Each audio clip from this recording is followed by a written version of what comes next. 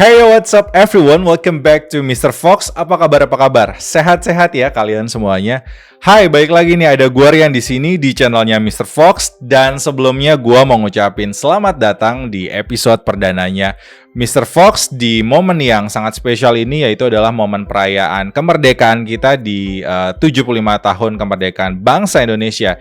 Dan sebelumnya gue juga mau ngucapin salam merdeka. Yes, kali ini kita ada di segmen Fox Story. Kedepannya kita bakalan seru-seruan buat ngebahas cerita-cerita atau kisah-kisah yang inspiratif. Dan juga kita bakalan ngebahas kasus-kasus yang gila, yang mencengangkan, yang menegangkan, yang mungkin lo belum pernah dengar atau lo belum pernah tahu nih sebelumnya gitu ya. Nah, di momen penting kemerdekaan ini, gue mau ngajak kalian semua untuk reflect nih guys, sama perjuangan bangsa kita ya.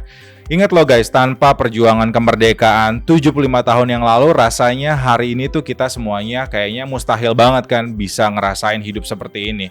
Hidup yang seaman ini, yang senyaman ini, dan sedamai ini. Setuju nggak? Karena nih ya guys, yang gue lihat setiap kali perayaan momen 17 Agustus setelah ritual lomba gitu ya, lomba 17 Agustus, biasanya kita ngapain sih? Ya udah cuman libur aja, udah nggak kerja, terus nggak sekolah, terus juga nggak kuliah gitu ya. That's it, tanpa kita ngelakuin sebuah kegiatan buat kontribusi sama bangsa kita untuk memperingati momen perayaan kemerdekaan bangsa kita. Bahkan mungkin kayak perayaan 17, lomba 17-an aja, gue rasa banyak dari kita yang udah nggak pernah ikutan lagi, atau mungkin udah lama udah nggak pernah ikutan lagi. Bener nggak? Nah, ngomongin detik-detik proklamasi kemerdekaan bangsa kita nih guys, gue ada sebuah cerita tentang aksi heroik dua orang pahlawan kita nih guys, yang mereka tuh senjatanya berbekalkan hanya sebuah kamera dan hanya sebuah roll film. Beda banget kan sama dengan pahlawan-pahlawan yang lainnya yang senjatanya tuh seperti pistol, celurit, atau bambu runcing, atau senjata yang lainnya. Yes, mereka yaitu adalah mendiang Alex dan Franz Mendur bersaudara. Kenapa mereka dibilang pahlawan? Karena pada saat itu mereka berhasil mengabadikan momen detik-detik proklamasi kemerdekaan bangsa kita 75 tahun yang lalu, tepatnya di kediaman Bung Karno di Jalan Pegangsaan Timur nomor 56 di Jakarta Pusat. Dan mungkin sebagian dari kalian banyak nih guys yang belum tahu tentang cerita kisah Mendur bersaudara ini. Nah, setelah nanti gue ceritain, mudah-mudahan kita semua bisa terinspirasi dari apa yang mereka lakuin, apa yang mereka perjuangin dulu 75 tahun yang lalu untuk bangsa Indonesia, dan kita bisa ngelakuin sesuatu yang lebih baik lagi untuk bangsa dan negara kita. Di zaman sekarang rasanya hampir semua orang tuh pasti punya kamera, ya kan? Dan hampir semua orang pasti suka sama foto-foto. Siapa sih yang gak suka foto-foto hari gini gitu loh? Memang foto tuh saat ini tuh udah jadi bagian dari gaya hidup kita semua. Dan gue juga yakin di antara kalian semuanya pasti juga banyak yang punya hobi foto atau fotografi. Baik itu untuk kepentingan sosial media pribadi kalian, atau memang untuk kepentingan dokumentasi pribadi kalian aja. Nah, gimana kalau misalnya kalian berhasil mengabadikan, menjepret momen bersejarah kemerdekaan bangsa kita, dan kalian menjadi salah satu saksi hidup yang hadir dalam momen bersejarah tersebut? Bisa dibayangin gak sih seperti apa? Nah, karena momen tersebut itu adalah momen yang kita tunggu-tunggu dan ditunggu-tunggu sama orang banyak setelah kita ratusan tahun dijajah, ya gak sih? Dan foto jurnalis atau foto bersejarah juga merupakan salah satu elemen pendukung yang sangat penting untuk membuktikan perjuangan kemerdekaan bangsa kita. Karena tanpa sebuah foto, pastinya hari ini kita mungkin gak bisa ngelihat gimana sih situasi dan keadaan pada saat proklamasi kemerdekaan dilakukan pada saat itu. Dan mungkin anak cucu kita juga nggak tahu guys, kayak gimana sih sebenarnya momen kemerdekaan pada saat itu. Dan mungkin aja tanpa sebuah foto kemerdekaan, ya kemerdekaan kita 75 tahun yang lalu dibilang hanya sebuah konspirasi, karena nggak ada bukti gambarnya, nggak ada bukti fotonya. Bener nggak? Oke, langsung aja guys, nggak usah kebanyakan intro lagi. Kita langsung aja mulai ceritanya. Tapi eits, sebelum gue mulai ceritanya, ayo dong support dulu channelnya Mr. Fox dengan cara di subscribe, di like, diaktifin notifikasi belnya, terus di share ke sosial media kalian, dan jangan lupa dikasih komen di bawah. Terus kalau misalnya kedepannya nanti kalian mau ngasih ide atau cerita-cerita yang bagus yang perlu gue bahas di episode berikutnya, kalian juga bisa DM gue langsung ke sosial media pribadi gue Gue ada di Instagram, ada di Twitter, dan juga ada di TikTok. ID-nya semuanya sama, yaitu adalah Rian Praditya. Oke, langsung aja kita mulai ceritanya. And this is the story of Alex and Franz Mendur bersaudara.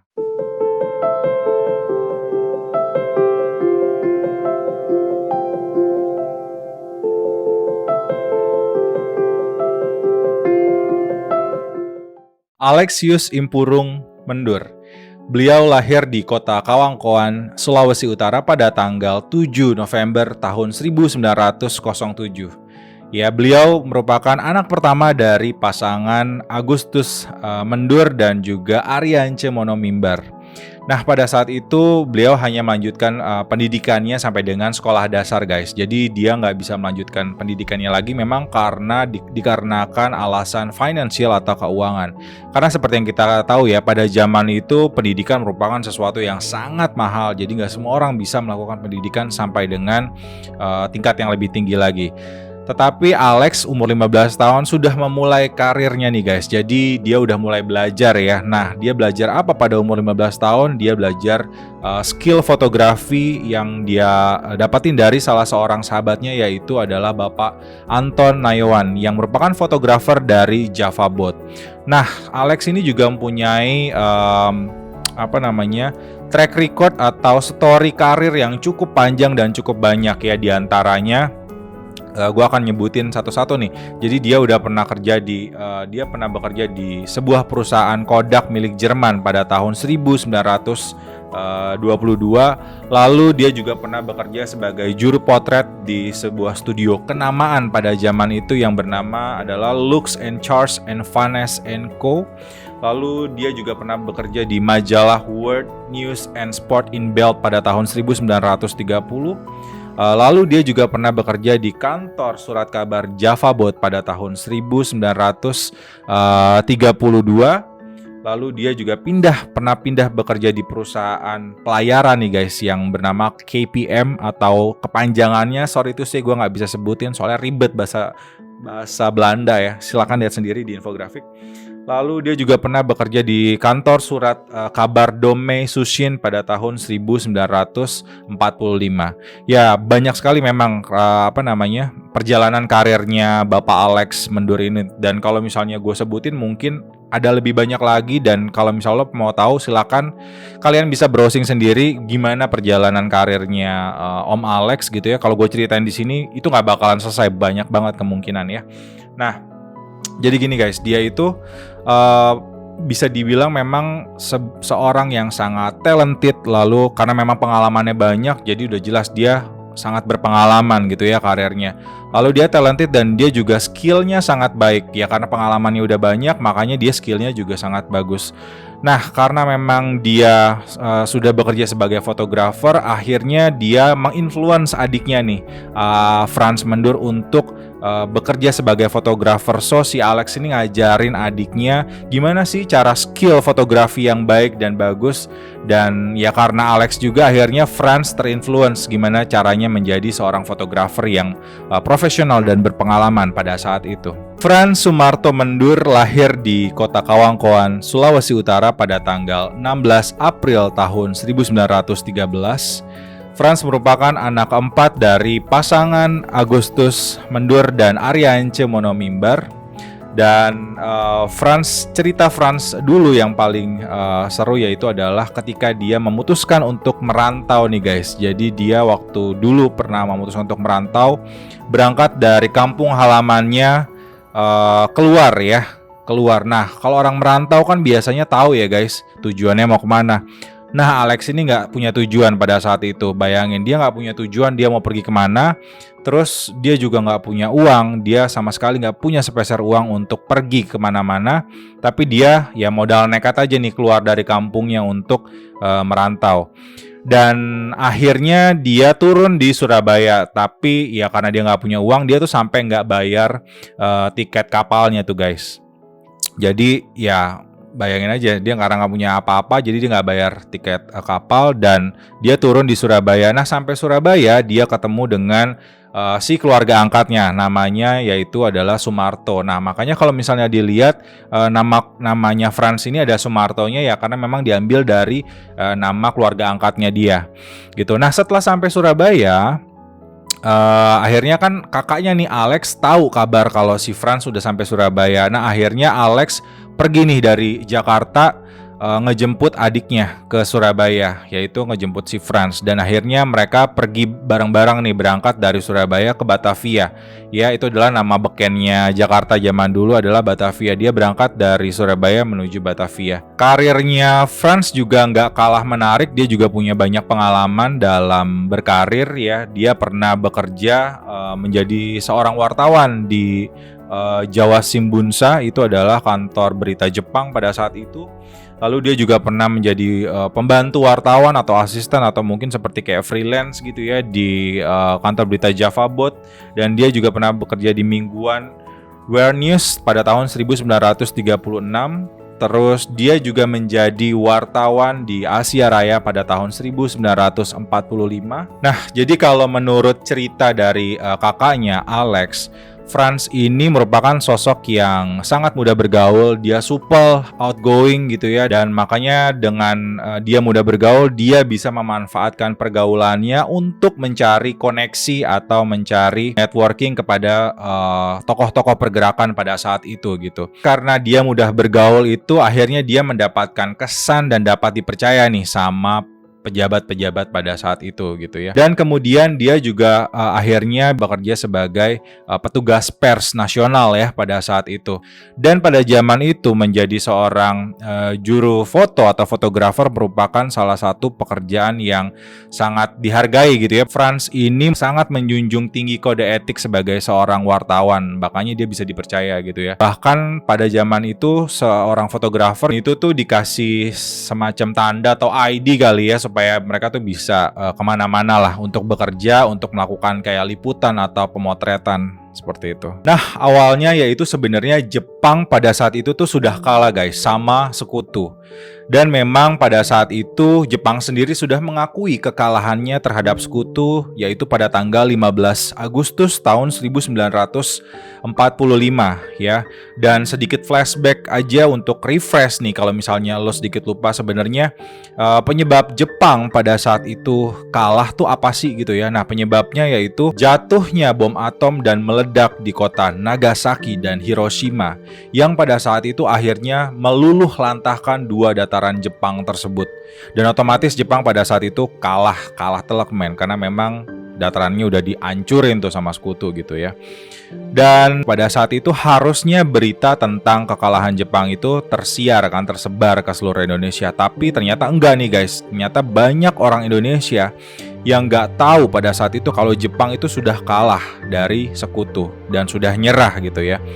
Ternyata penyebabnya adalah yaitu media informasi berita Indonesia 75 tahun yang lalu pada saat itu, dan satu-satunya yaitu adalah radio itu diboikot guys, diboikot sama Jepang. Nah, jadi berita tentang kekalahan Jepang sendiri itu nggak tersiar karena radionya diboikot.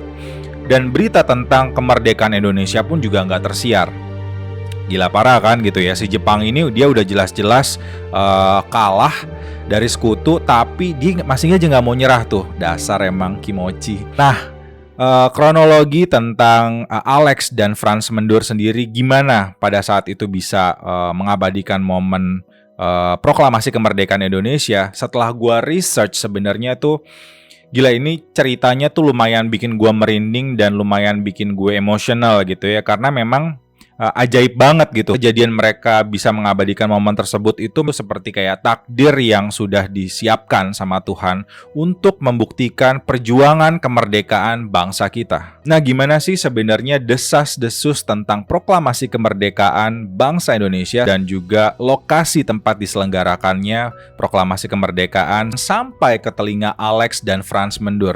Franz sendiri awalnya sebenarnya dia nggak percaya nih guys kalau besok itu bakalan diadain proklamasi kemerdekaan. Nah, dia tuh dapat informasi tentang proklamasi kemerdekaan ini adalah dari salah seorang rekannya ya, salah seorang rekan wartawan dari Jawa Shimbunsa. Dia adalah orang Jepang. Nah, si orang Jepang ini ngasih info ke dia di malam hari sebelumnya atau 1 hari sebelumnya, tepatnya di tanggal 16 Agustus tahun 1945, kalau besok pagi tanggal 17 Agustus 1945 itu mau diadain proklamasi kemerdekaan bangsa Indonesia yang lokasinya berada di kediaman Bung Karno, Jalan Pegangsaan Timur, nomor 56, Jakarta Pusat. Nah, setelah mendengar berita tentang kabar proklamasi kemerdekaan dari si rekannya, wartawan Jepang tersebut, akhirnya Franz bergegas nih guys, gitu ya. Dia berangkat besok paginya jam 5 pagi dan ditemani oleh salah seorang sahabatnya, yaitu adalah Bapak Basir Pulungan, menuju lokasi. Dan pada saat itu dia berangkat menggunakan sebuah mobil gitu ya, dan mobil tersebut juga dipinjam dari si rekan wartawan Jepang tersebut gitu. Nah tapi guys, selama di perjalanan ini dia tuh sebenarnya merasa ragu gitu loh, meragu apakah si acara proklamasi kemerdekaan itu memang benar mau diadain besok pagi, dan apakah memang Indonesia besok itu bakalan merdeka gitu ya. Nah tapi akhirnya ketika dia sampai ke tempat lokasi dan dia ngelihat sendiri gitu ya, ternyata wah iya benar, banyak banget, ada banyak orang yang udah datang di sana dan banyak orang yang udah kumpul, berarti benar nih acaranya bakalan diadain gitu. Franz sendiri guys, pada saat itu dia bawa sebuah kamera dan sebuah roll film. Nah kameranya ini yang dia bawa adalah tipenya Leica ya, which is yang kita tahu kamera Leica ini adalah merupakan salah satu kamera high brand ya, yang pada saat itu tuh baru keluar sebenarnya si kamera Leica ini. Dan tapi canggihnya Om Franz, dia udah bisa tuh pakai kamera Leica tersebut, keren ya. Dan tapi lucunya nih guys ya, ternyata si kamera Leica ini bukan punya dia loh. Lalu terus punya siapa ya kameranya gitu kan. Nah kamera ini tuh ternyata boleh minjem dari kantornya, yang katanya sebenarnya dia juga bukan minjem, katanya dia juga nyuri tuh dari kantornya. Jadi nggak dipinjam, malahan dicuri. Aduh, jadi bandel banget sih Om Franz ini ya. Demi bisa ngabadiin momen proklamasi kemerdekaan, dia senekat itu, dia sampai nyuri kamera dari kantornya, dia bawa untuk bisa ngabadiin momen proklamasi kemerdekaan. Wah, top banget ya Om Franz nih. Sementara kakaknya nih, Alex ya, dia berangkat dari lokasi yang lain nih guys. Dia berangkat dari lokasi dia sendiri, yaitu dari Pasar Baru, daerah Pasar Baru menuju ke Jalan Pegangsaan Timur 56 ya. Dia juga berangkat pagi-pagi dan dia juga dapat informasinya dari rekannya dia sendiri. Jadi hari itu tuh seperti sudah ditakdirkan untuk mereka sama-sama bisa mengabadikan momen proklamasi kemerdekaan Indonesia guys. Yang satu berangkat dari lokasi A, yang satu berangkat dari lokasi B, dan mereka tuh akhirnya bertemu di lokasi yang sama di momen yang tepat. Jadi akhirnya mereka bisa ketemu tuh di sana. Dan pada saat itu mereka masing-masing sudah mempunyai sumber informasi masing-masing gitu ya. Jadi mereka tuh nggak janjian, intinya seperti itu. Mereka nggak janjian, dan kita bisa bayangin nih 75 tahun yang lalu ya, 75 tahun yang lalu itu kan nggak ada yang namanya alat komunikasi yang canggih kayak zaman sekarang. Nah paling banter juga paling cuman surat atau surat-suratan gitu. Tapi kalau mereka surat-suratan juga kayaknya rasanya nggak mungkin juga. Kenapa? Karena mereka baru dapat informasi tentang proklamasi kemerdekaan ini adalah malam sebelumnya. Jadi kalau mereka ngirim surat malam hari, ya itu udah pasti nyampenya nggak besok. Mungkin nyampenya minggu depan, karena pasti lama ya, nggak kayak zaman sekarang nih guys. Nah, jadi bisa dibilang memang pada saat itu mereka tuh seperti kayak punya panggilan otomatis guys, alias insting. Gila, keren ya. Jadi kayak mereka tuh benar-benar brotherhood dan match dan connect aja gitu. Akhirnya mereka bisa datang dan ketemu di event yang sama. Nah ini adalah bagian yang paling berkesan menurut gua nih guys, yaitu ternyata mereka itu pergi untuk mengabadikan momen proklamasi kemerdekaan itu. Ternyata gak ada yang nyuruh, terus gak ada yang minta, gak ada yang bayar dia, dan gak ada yang memerintahkan mereka untuk datang ke proklamasi kemerdekaan. Nah mereka datang ke sana memang dasarnya karena inisiatif yang tinggi, kesadaran yang kuat, dan panggilan jiwa nasionalis mereka kepada bangsanya sendiri gitu ya. So ya, mereka tuh bermodalkan keberanian, modal nekat, dan modal mental baja. Akhirnya mereka berhasil mengabadikan momen proklamasi kemerdekaan. Dan kalau misalnya sampai ketahuan tentara Jepang pada saat itu ya, itu resikonya memang sangat besar guys. Bukan gak mungkin kalau mereka itu bakalan dijatuhi hukuman mati, karena melihat tentara Jepang pada saat itu kan memang sadis dan kejam gitu ya. Jadi ya resikonya sebesar itulah gitu. Tapi mereka tetap tekadnya kuat dan mereka tetap datang untuk mengabadikan momen tersebut. Dan ditambah lagi pada saat tersebut mereka juga masih terdaftar bekerja di kantor berita Jepang. Ya, jadi bayangin nggak kalau ketangkap sama Jepang, udah kerjanya sama Jepang, tapi ya mereka seperti kayak apa ya, kayak pembelot atau kayak pemberontak. Harusnya kan mereka nurut sama Jepang, tapi ya karena memang mereka jiwanya masih orang Indonesia dan mereka sangat pro kepada Republik Indonesia, so ya mereka ngebelain bangsanya sendiri. Cara mereka sampai akhirnya ke lokasi diselenggarakannya proklamasi kemerdekaan itu yaitu dengan cara mengendap-endap guys, atau kayak kucing-kucingan. Ya kenapa ngendap-endap dan kucing-kucingan? Ya karena memang pada saat itu mereka menghindari patroli tentara Jepang ya, supaya mereka nggak ketangkep nih sama tentara Jepang. Dan tapi mereka akhirnya berhasil masuk ke kediaman Bung Karno. Lalu kalau gue bisa gambarkan suasana di lokasi pada hari tersebut ya, pada tanggal 17 Agustus 1945, dari apa yang gue baca dan gue lihat itu memang bisa dilihat banyak banget orang, ada ribuan orang yang hadir pagi itu di sana. Dan memang udah rame banget ya, tempatnya tuh udah rame banget. Jadi waktu pagi itu udah kedengeran, sebelum acara mulai itu udah orang sebanyak itu dan semuanya pada teriak guys, pada teriak hidup hidup gitu ya. Dan mereka juga pada teriak Indonesia merdeka sekarang, Indonesia merdeka sekarang gitu. Dan kalau bisa dibilang itu adalah momen yang sangat emosional sekali, memang momen yang sangat apa ya, euforianya sangat tinggi dan wah, semua orang tuh memang bersemangat lah untuk hari itu gitu. Dan akhirnya momen yang ditunggu pun tiba. Jam 9.50 Bung Karno dan Bung Hatta keluar nih dari tempat perundingan diiringi sama tokoh-tokoh yang hadir pada hari itu ya. Bung Karno akhirnya datang dan terus keluar ya menuju ke tempat upacara dilakukan, lalu kayak pengeras suaranya juga udah disediain di sana dan akhirnya dilakukanlah pembacaan teks proklamasi kemerdekaan bangsa Indonesia. Dan setelah dibacain itu semua orang yang ada di situ, ribuan orang yang ada di situ semua teriak guys, teriak merdeka, merdeka, merdeka, dan itu benar-benar ya bisa dibilang emosional banget lah gitu ya. Pada saat itu di lokasi proklamasi kemerdekaan berlangsung, ternyata memang cuman ada 2 fotografer yang hadir, yaitu adalah Alex dan Frans Mendur. Dan mereka berhasil mengabadikan momen proklamasi kemerdekaan tersebut. Dan nih ya guys, saking emosionalnya momen proklamasi kemerdekaan tersebut, sampai-sampai Frans itu hampir aja lupa nih ngejepretin kameranya. Yaitu karena memang saking dia terharu dan emosionalnya menyaksikan momen bersejarah tersebut. Tapi untungnya sih nggak lupa gitu ya. Jadi akhirnya dia tetap ngejepretin kameranya dan ya udah akhirnya dia berhasil tuh mengabadikan momen-momen tersebut dan fotonya alhamdulillah ya sampai hari ini kita bisa lihat semuanya ya. Coba lo bayangin nggak kalau misalnya pada saat itu dia beneran lupa tuh guys, nggak ngejepretin kameranya. Ya udah sampai hari ini mungkin kita nggak bisa lihat tuh foto proklamasi kemerdekaan. Nah masalahnya di sini nih guys. Jadi setelah proklamasi kemerdekaan, Alex dan Frans Mendur itu langsung dikejar-kejar dan ditangkap sama tentara Jepang karena mereka berdua ketahuan abis mengabadikan momen proklamasi kemerdekaan bangsa kita gitu ya. Dan yang pertama yaitu adalah Alex, dia langsung ditangkap dan disita kameranya, lalu dia diambil nih si roll filmnya gitu ya, dibuka paksa sehingga itu yang menyebabkan si negatif film tersebut jadi kebakar gitu ya.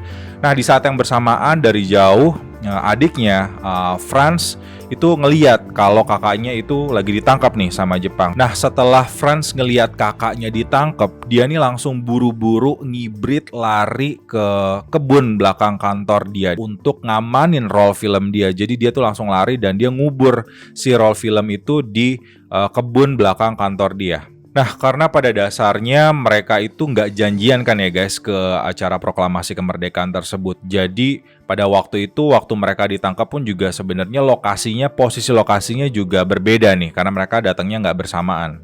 Dan bener aja kan guys, ternyata setelah itu Frans gantian dikejar dan ditangkap sama tentara Jepang buat diambil nih kamera dan roll filmnya.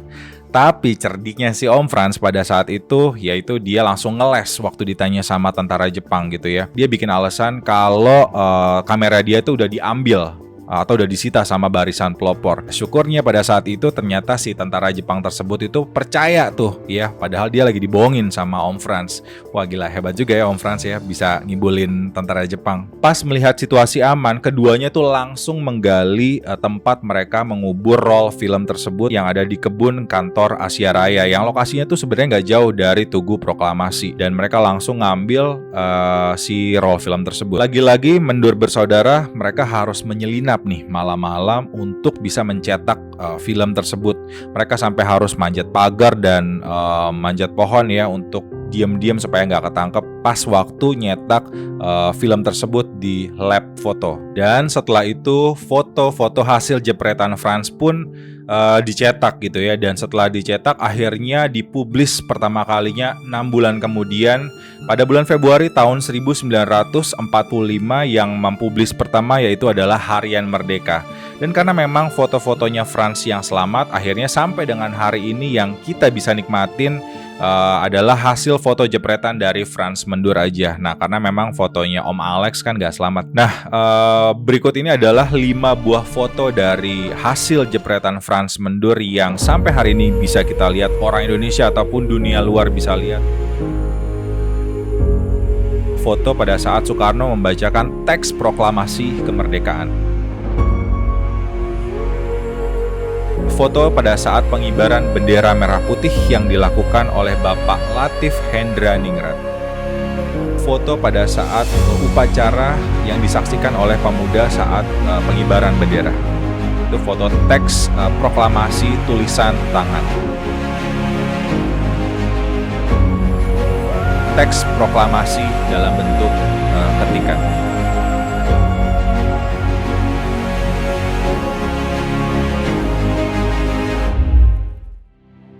Franz pulang pergi dari Jakarta ke Jogja, beliau juga banyak sekali mengabadikan peristiwa bersejarah ya. Dan hasil jepretannya tersebut kemudian diteruskan dan dititipkan kepada sejumlah pilot Filipina, dan kemudian diteruskan kepada media internasional, dan setelah itu memang membuka mata internasional kalau di Asia Tenggara ini ada sebuah negara yang baru saja tumbuh dan baru saja berhasil perang melawan penjajahan, yaitu adalah Indonesia. Baru pada tanggal 2 Oktober pada tahun 1946, Mendur bersaudara mendirikan IPOS atau Indonesia Press Photo Service, yang pada saat itu menjadi kantor berita foto independen pertama di Indonesia. Dari IPOS pula, berita kabar Indonesia Merdeka tersebar ke seluruh antero dunia. Fakta berikutnya yaitu adalah kematian Mendur bersaudara. Yang pertama adalah Alex Mendur. Beliau meninggal pada tanggal 31 Desember tahun 1984. Dan beliau meninggal pada usia yang cukup tua, dan pada saat itu memang mengalami sakit-sakitan ya, karena memang sudah tua gitu. Lalu yang kedua yaitu adalah sang adik Franz Mendur. Beliau meninggal pada tanggal 24 April pada tahun 1971. Jadi beliau ini meninggal lebih dulu daripada kakaknya ya.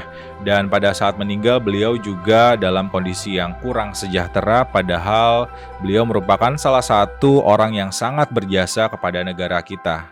Dan pada saat meninggal, beliau juga memeluk agama Islam. Alex dan Franz Mendur bersaudara, keduanya merupakan putra asli dari Minahasa, Sulawesi Utara.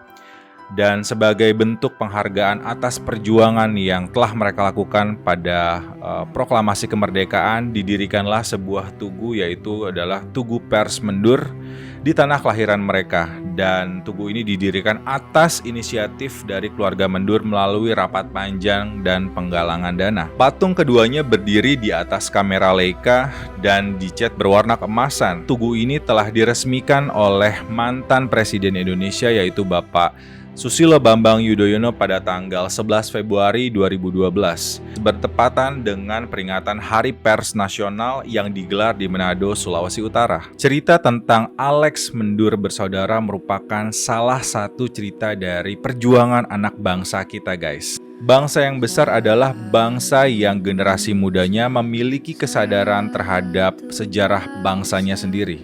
Dan hari ini kita semuanya bisa melakukan sesuatu yang lebih baik lagi, yang lebih luar biasa lagi sesuai dengan kemampuan kita masing-masing nih guys. Karena yes, platformnya ada banyak ya, kalian tinggal pilih aja mau ngapain. Kita udah disediain semua di zaman ini. Yang pasti tujuannya cuma satu, yaitu adalah untuk menunjukkan rasa cinta kita terhadap bangsa kita dan rasa bangga kita terhadap bangsa kita sendiri. Oke, kurang lebih itu adalah cerita di episode perdananya Mr. Fox. Gimana nih kira-kira menurut kalian? Nah, kalau kalian punya komen atau kalian punya update informasi, boleh banget silakan kalian bisa share di kolom komen di bawah. Dan semua informasi yang gue share ke kalian di episode kali ini, semuanya ada di artikel dan ada linknya di bawah di deskripsi box. Kalian bisa lihat sendiri. Sekiranya itulah yang bisa gue sajikan buat kalian semua. Nah, kalau misalnya ada data atau fakta yang miss, ya udah mohon maaf dan mohon dimaklumin aja ya guys. Dan sekali lagi gue mau ingetin, kalau misalnya kalian mau support channelnya Mr. Fox, jangan lupa di subscribe, diaktifin notifikasi bellnya, terus di share ke sosial media kalian, dan jangan lupa di like sama dikasih komen lagi. Sampai ketemu di episode Mr. Fox berikutnya, and I'll see you soon. Bye bye.